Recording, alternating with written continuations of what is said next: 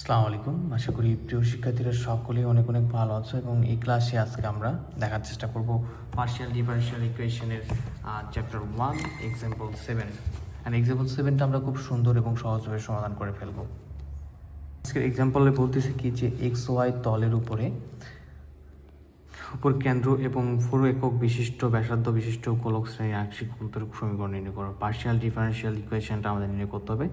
আজকের গতকালের এক্সাম্পলগুলো থেকে আজকে একটু ভিন্নতা রয়েছে। আজকের এক্সাম্পলে বলতেছে যে একটা তলের উপরে কেন্দ্র রয়েছে, সেটা আবার চার ব্যাসার্ধ বিশিষ্ট একটা গোলক এবং এটার আংশিক অন্তরক সমীকরণ নির্ণয় করতে হবে। কিন্তু এখানে সমীকরণটা আমরা দেখতে পাচ্ছি না যে সমীকরণ থেকে আমরা এই আংশিক অন্তরক সমীকরণটা নির্ণয় করতে পারি।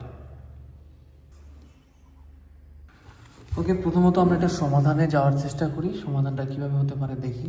এখানে হচ্ছে এক্সাম্পল 7। ওকে, তো বলা আছে কি এখানে যে আমাদের এক্স ওয়াই তলের উপর কেন্দ্র এবং চারে বিশিষ্ট গোলক শ্রেণীর সমীকরণটা কেমন হবে আসলে। তো এক্স ওয়াই তলের উপর কেন্দ্র হলে আমি একটু আলোচনা করি। স্থানাঙ্ক হয় ধরো যে এ বি। আমরা এখানে এক্স ওয়াই তলের উপরে তো দুইটা তল, একটা এক্স তল একটা ওয়াই তলের স্থানাঙ্ক, একটা আমাদের জেড তল চিন্তা করতে হবে। গোলকের সমীকরণ আমরা যদি গোলক শ্রেণীর সমীকরণ লিখতে চাই, ঠিক আছে, তো তিনটে স্থানাঙ্ক নিব আমরা, সেটা হচ্ছে এ বি এবং জিরো। এ বি এবং জিরো নিয়ে আমরা কাজ করার ট্রাই করব। তো প্রথমত আমাদের যে কাজটা করতে হবে এখন, যে ধরি এক্স ওয়াই তলের উপর কেন্দ্র এবং কি বলা আছে চার একক বিশিষ্ট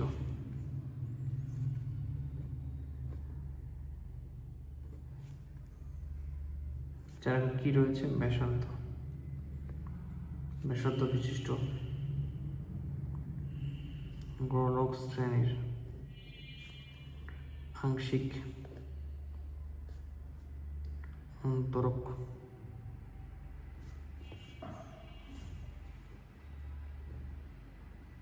সমীকরণ।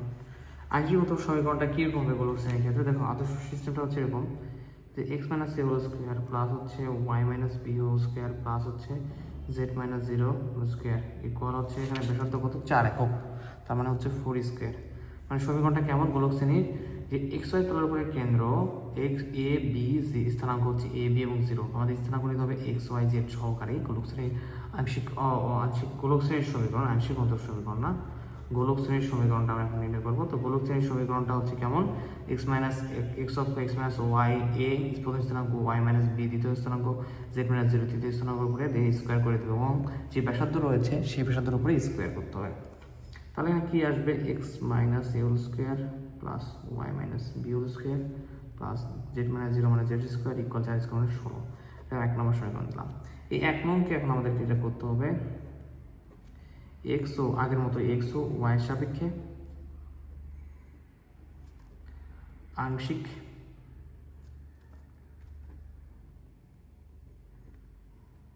অন্তরীকরণ করে পাই। তো এখন যদি আমরা আংশিক অন্তরীকরণ করতে চাই, এখানে এক্স এর সাপেক্ষে প্রথমত করতে হবে পুরোটাকে। তো এক্স এর সাপেক্ষে অন্তরীকরণ করো, দেখো আমি অন্তরীকরণগুলো আর ডিটেলস এভাবে দেখাবো না। আই হোপ যে তোমরা মোটামুটি তোমাদের আয়ত্তে আছে, কেননা এই অন্তরীকরণের ব্যাপারগুলো আমরা সেই ফার্স্ট ইয়ার থেকে শিখে আসছি, যারা বিশেষ করে গণিত বিভাগের স্টুডেন্ট রয়েছে। তাহলে আংশিক অন্তরীকরণ যদি এটাকে করা হয় এক্স এর সাপেক্ষে, প্রথমত একটু খেয়াল রাখো, তাহলে এখানে কি আছে X minus A whole square Y minus B whole square Z square 16। তো এক্স এর সাপেক্ষে যখন করবা তখন এক্স ব্যতীত যে ফাংশনগুলো থাকবে, যেমন এটা এটা এবং এটা, এরা কী হবে ধ্রুবক, এদেরকে অন্তরীকরণ করলে 0 হবে। তাহলে আমাদের শুধু এইটাকে আমরা অন্তরীকরণ করতে পারবো। আর এটাকে এক্স হিসাবে অন্তরীকরণ করলে কী আসবে, দেখো এটাকে এক্স চিন্তা করো মনে মনে, তাহলে এক্স চিন্তা করলে এক্স স্কোয়ার এক্স হিসাবে অন্তরীকরণ করলে কী হয় 2x, তাহলে 2x হয় তাই না, এক্স স্কোয়ার অন্তরীকরণ করলে। তো এই পুরাটাকে আমরা এক্স চিন্তা করছি, তাহলে এক্সের জায়গায় বসবে এক্স মাইনাস এ। আর এটা মূল এক্স না হওয়াতে, এটা রাফ করে দেখে, মূল এক্স না হওয়াতে এই এক্স মাইনাস একে আরেকবার কী করতে হবে, আরও একবার আমাদের এক্সের সাপেক্ষে অন্তরীকরণ করতে হবে। এক্সের সাপেক্ষে আরেকবার অন্তরীকরণ করলে কী হবে, এখানে এক্স এর সাপেক্ষে এক্স করলে 1 হয় মাইনাস এক্স এর সাপেক্ষে একে যোগ করলে 0, তাহলে শুধু 1 থাকবে। আর 1 এর সঙ্গে গুণ হওয়া মানে 2x মাইনাস এ থাকবে। আই হচ্ছে বুঝতে পারছো, কেননা আমরা অন্তরীকরণগুলো এর আগে অনেক ভালোভাবে শেখার ট্রাই করেছি। তো এখানে একটা ব্যাপার রয়েছে, একটু মিস্টেক করেছে আমি, এই ওয়াই মাইনাস বিটা হচ্ছে এখানে কি পুরোটা ধ্রুবক, এটা 0 হয়ে যাবে ধ্রুবককে অন্তরীকরণ করলে।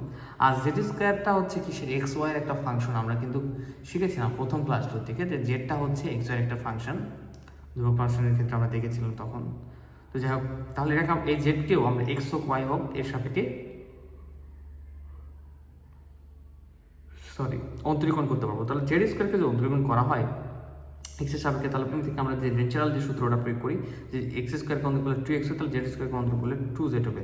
বাট এটা তো মূল এক্স না, যেহেতু এক্স এর সাপেক্ষে অন্তর করতেছি, তো এই জেডকে আমরা আমাদের আরেকবার কার সাপেক্ষে এক্স এর সাপেক্ষে আংশিক অন্তরীকরণ করে রেখে দিতে হবে। আর 16কে অন্তরীকরণ করলে ধ্রুবক পদ এক্স এর অন্তর করলে 0 হবে, ঠিক আছে। তো এখন তাহলে এখানে কী পাবো আমরা 2x - a + 0 + 2z dx। তো ওই প্রত্যেক পদকে আমরা 2 দ্বারা ভাগ করতে পারি বা 2 কমনে 0 দ্বারা ভাগ করতে পারি, তখন এই 2 আর থাকবে না, তখন থাকবে x - a + 2z ∂z/∂x। Okay, equal হচ্ছে 0। ওকে, 2 কমন নিতে পারো, নিয়ে 0 সঙ্গে ভাগ করে দেবো, প্রত্যেক পদকে 2 দ্বারা ভাগ করে দিতে পারো। এখন এখান থেকে আমরা যেটা লিখতে পারি x - a + 2z এই ∂z/∂x কে আমরা p ধরতে পারি ইন্টু হচ্ছে 2z, সরি 2 তো থাকবে না, 2 তো অলরেডি কেটে দিছি, zp = 0। এখন তোমরা তাহলে সাইড নোট দিতে পারো যে যেহেতু ∂z/∂x = হচ্ছে p, বা ধরি যে ∂z, বা এখানে তোমরা প্রথমে লিখতে পারো যে ধরি ∂z/∂x = p, তারপর তোমরা pটা এখানে বসাই দিতে পারো, সমস্যা নেই। তাহলে x - a আমাদের কি আসবে এখানে -zp। আচ্ছা, তো তোমাদের কিন্তু সাইড নোট দিতে হবে যে ∂z/∂x = কি আমরা পেলাম p ধরেছি বা এরকম সামথিং কিছু দিতে হবে। তাহলে এটাকে আমরা দিলাম হচ্ছে 2 নম্বর সমীকরণ। এখন আবার কি করতে হবে, এবং তাহলে এখন y এর সাপেক্ষে আংশিক অন্তরীকরণ। তো y এর সাপেক্ষে আংশিক অন্তরীকরণ করলে ঘটনা কি ঘটবে বলো তো, y এর সঙ্গে এটা x - a x যুক্ত ফাংশন y এর সাপেক্ষে যেহেতু করতেছি, এটা আমাদের ধ্রুবক 0 হয়ে যাবে। এটা হচ্ছে y এর সাপেক্ষে এটাকে অন্তরীকরণ করতে পারবো, যেহেতু y যুক্ত চলক রয়েছে এবং ফাংশন y - b y যুক্ত একটা অংশ স্কয়ার আছে। z তো আমাদের x y চলকের একটা ফাংশন, সো এটাকে অন্তরীকরণ করতে পারবো। আর 16 y এর সাপেক্ষে কি, 16 হচ্ছে y এর সাপেক্ষে ধ্রুবক, তো এটা 0 হয়ে যাবে বান্দা। তাহলে এখন আমরা কি করব, আমরা আবার ওইটাকে অন্তর্গত প্রথমে আছে x - a হোল স্কয়ার, এটা 0 হয়ে যাবে। y - b হোল স্কয়ার রয়েছে, y এর সাথে অন্তর্গত করলে কি হবে বলো তো 2y, তো y এর জায়গায় রয়েছে y - b। আর y - b মূল y না হওয়ার কারণে y - b কে আরেকবার অন্তর্গত করো, তুমি কি পাবা শুধু 1 পাবা, প্লাস z স্কয়ারকে আমরা অন্তর্গত করো তাহলে 2z, আর z যেহেতু মূল y না, সো ∂z ∂y, y এর সাথে ∂z কে আরেকবার অন্তর্গত করে রেখে দিলাম, ইকুয়াল হচ্ছে 16 কে অন্তর্গত করলে 0 হবে। ফাইন, এবার এখানে 2 রয়েছে, এখানে 2 রয়েছে, তো 2 প্রত্যেক পদকে 2 দ্বারা ভাগ করো, 0, বা 2 কমন নিয়ে 0 দ্বারা ভাগ করো, 2 চলে যাবে, 0 হয়ে যাবে। তাহলে এখানে থাকবে y - b plus z ∂z ∂y, 2 চলে গেছে, ফল হচ্ছে 0। এখন আমাদের ফাইনাল কাজ কি, এখানে y - b প্লাস z, এই ∂z ∂y কে আমরা q ধরবো ইকুয়াল 0, এখানে ∂z ∂y ইকুয়াল q এখানে দিতে পারো, এখানে ঠিক আছে q। এখন তাহলে এখানে y - b ইকুয়াল কি আসবে -zq, zqটাকে আমরা পাশে পার করলাম, তাহলে নেগেটিভ হয়ে গেল। আচ্ছা, তো এটাকে আমরা 3 নম্বর সমীকরণ দিলাম। পরবর্তী পেজে আমাদের কাজ হচ্ছে এই 2 নম্বর সমীকরণ এবং 3 নম্বর সমীকরণকে প্রথমে স্কোয়ার করবো, স্কোয়ার করে আমরা যোগ করব। তো 2 নম্বর 3 নম্বর সমীকরণটা দেখে রাখো, এটাকে আমরা স্কোয়ার করে যোগ করে ফেলবো। এখন তাহলে লিখি এখন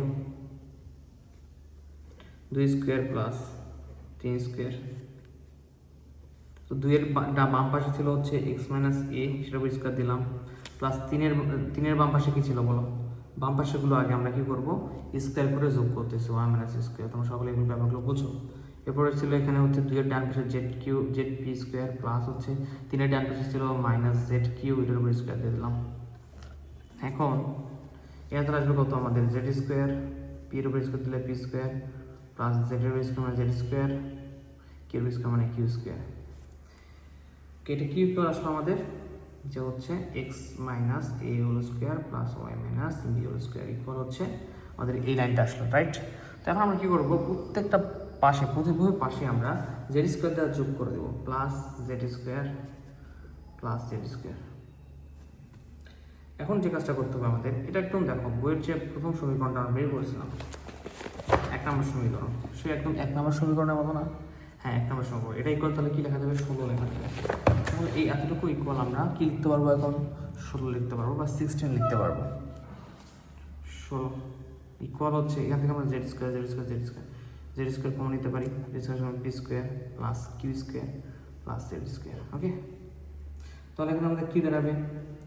এখানে তাহলে আমরা দেখতে পাচ্ছি যে আমাদের Z square into P square plus Q square plus Z square, sorry Z square তো আমরা নিয়েছি তাই না, কমন নিয়েছি, তো কমন এখানে থাকবো 1, সরি এখানে থাকবো 1 ইকুয়াল হচ্ছে 16। তাহলে P square plus Q square plus 1, যেহেতু জেড স্কোয়ারটা আমরা কমন নিয়েছিলাম, ইকুয়াল 16। এটা হচ্ছে আমাদের, দেখো এখানে ব্যাপারটা কি, যে এখানে কিন্তু ওই যে আমরা একটু আগে যে ধ্রুবকের কথা বলেছিলাম যে অবাধ ধ্রুবক সমঅপসারণ, অবাধ ধ্রুবকগুলো কি থাকবে না এখানেও, ঠিক আছে। এটা হচ্ছে আমাদের আংশিক অন্তরীপ সমীকরণ ইহাই, অতএব এবি না, ইহাই হচ্ছে নির্ণয় আংশিক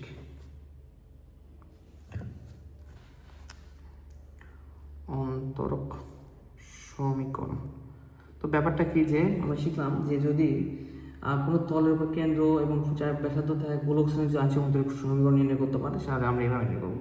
সেক্ষেত্রে আমাদের এখানে ব্যাসার্ধটা চেঞ্জ হতে পারে, 4 জায়গা 8 থাকতে পারে, এরকমও থাকতে পারে। তো যেভাবে আসুক করতে পারে। যারা আমাদের পেইড ক্লাস করতে চাও 01767351330 এটা নাম্বারে হোয়াটসঅ্যাপে নকতে আমাদের পেইড ক্লাসগুলোতে এনরোল করতে পারো। ক্লাস ফি মাত্র 410 টাকা। ধন্যবাদ, আসসালামু আলাইকুম।